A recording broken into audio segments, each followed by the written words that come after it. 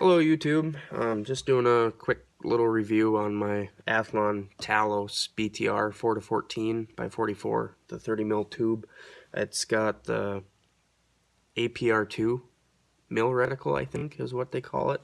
Yeah, when I was first looking at scopes to get for this gun, I was looking at Vortex primary arms, and at that time I had just found out about Athlon and kind of really started looking at them. And after looking at them three brands in this price range, the $300 price range, which is what I wanted to go with the features I could get as far as the reticle goes with this scope, it beat, in my mind, any of the other Vortex scopes. You just can't find a reticle like this in that kind of a price range on any of the Vortex scopes. Although, if I could have, I would have liked to gone with like a PST or something like that, but just didn't. So anyways, it left me with the Athlon or the primary arms.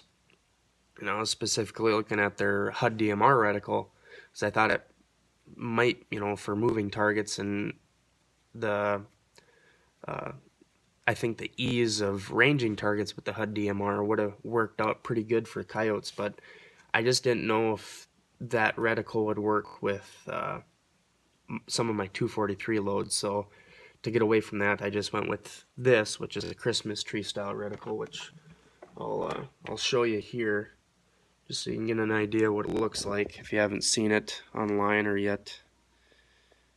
But yeah, and then this is also a first focal plane scope, so when you're on minimum power, the reticle will shrink, and as you increase power, it'll grow. But and then this reticle, it can get kind of busy during the daytime. I don't mind it. The only time I had issues with it being too busy was at night, hunting moonlit nights for coyotes. And if they're not close, it can kind of cover them up and make it a little bit difficult to shoot them. And also, one little thing I have about this scope is I wish there was off settings in between each brightness setting. But other than that, that's minor, and I hunt most of the time in the day anyways. So, but yeah, as far as when I first got it, how it tracked, I just kind of did your average little tracking test at 100 yards with it, and it tracked pretty good. It always came back to zero. That's one thing I've never had issues with this scope, is it always comes back to zero.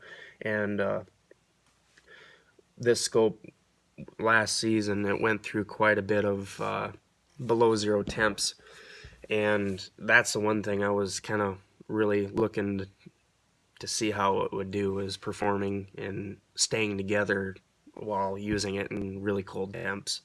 But yeah, it works. And then it's kind of my tool. I take good care of it, but going bombing down prairie trails, it does kind of get bounced around in the pickup, and I have dropped it once. It landed right on the top turret, like directly, and we didn't have much snow cover, so it hit pretty solid ground, and turret's straight, didn't move, nothing came loose. After that, I'd gone to the range and really gave the turrets a working.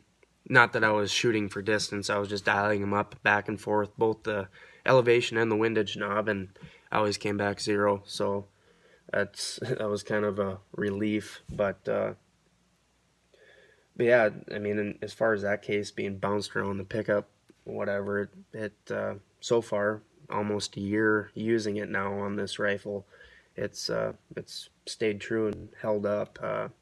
I noticed there was a night when I kind of worried about the magnification on it maybe coming loose and breaking. It was like we were out on a night, it was like -30 or around there with wind chill, and it does get stiff, and along with the turrets too, which I cleaned out some of the grease, and that helped with the mushiness, and it made them a little bit easier to move, and kind of made me not worry about them as much in cold weather. Now they're pretty crisp, and they're a little bit easier to move now that I've taken that grease out. But going back to the magnification, that night that it was that cold, I did move it back and forth a lot, changing the power, trying to find coyotes and whatever coming in, and uh, trying to figure out what power setting worked best for this scope at night that night. And I'd just ease into it. I wouldn't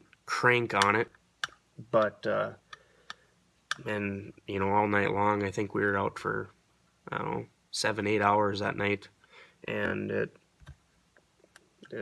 it's still working now. So, but yeah, if any of you are looking to get into the kind of that best bang for your buck budget range kind of scope, this one has really worked for me. In the reticle, I actually use it. I actually range with the reticle more now than I do with my rangefinder because I really can't rely on it. It's just a Vortex Ranger 1000.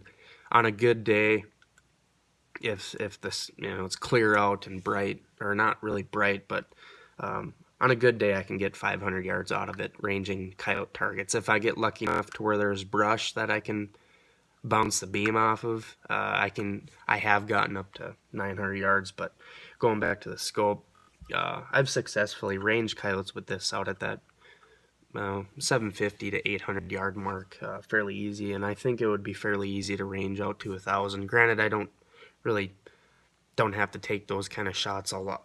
I've never taken a shot like that at a coyote, and just never had to. I get a lot of the 500 yard shots, which ranging with this makes it simple. And with the scope or the reticle, I just kind of know where my holdovers are at my different ranges. So if once they kind of get into that 500 yard mark, on the way I got my load set up right now and where I'm zeroed for 200, and my 500 yard zero is like 1.94 mils, so I just hold 2 mils, and on the average coyote I usually hit. So but yeah, and that's the one nice thing about this reticle. And this reticle, compared to your standard mil dot, it's got 0.2 mil increments in between each mil hash, which makes it easier for kind of a newbie like me to range with it compared to the standard mil dot reticle. It's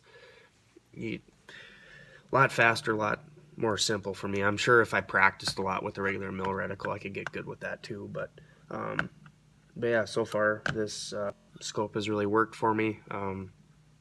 Good scope for the money, and if you're looking for a scope in that $300 price range, it's a winner, and so far it's held up for me. So, but yeah, I think I covered what I wanted to cover about it. So, thanks for watching.